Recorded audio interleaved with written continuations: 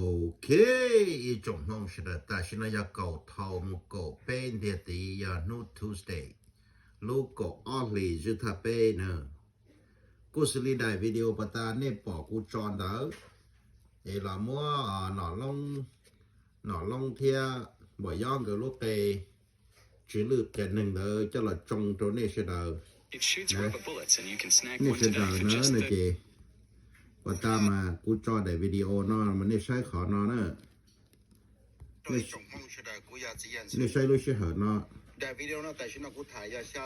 lúc sẽ hở này là xa thầu chi châu rồi xa thầu chi châu nó nhá số nó này xa thầu chi châu này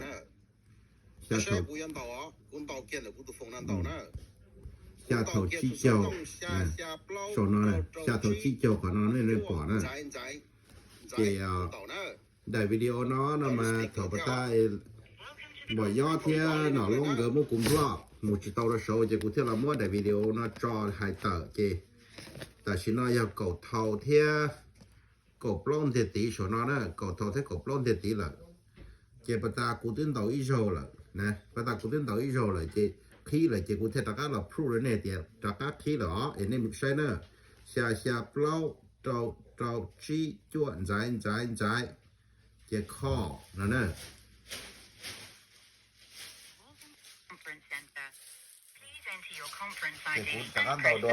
trâu chưa gì lâu chi trâu phào nè. Your line is muted. Press star 6 to unmute your line. This call is being recorded. Lý nói chỉ khi lần đó, phụ đó này thì tất cả khi là thia, chia sẻ họ có khi muốn đến bộ đi chia sẻ bỏ You gió. are the last party in the conference. Thôi nó chúng mình này nhớ hậu lỡ, chúng mình này nhớ hậu lỡ nè, giờ tôi đã hậu tới sự chúng mình này nhớ hậu lỡ. Cậu thầu này chỉ chúng mình này nhớ hậu lỡ. Chỉ còn này bỏ hay thì khi là ta chỉ sẽ có khi hoàn thành sẽ họ một tấm mình đã chỉ chuột tao nên làm gì đó bị trồng mông sẽ đâu tao bỏ tiền bỏ gió thế nào luôn cái nền bộ đi trả nè tôi sai computer chỉ tới cụ tao chỉ trường bỏ gió theo xa cho auto nó sẽ thì cái thời demand chỉ in demand đó xa cho thêm bỏ gió cái sự nữa chỉ nó long dần cái tụ thơ đó nè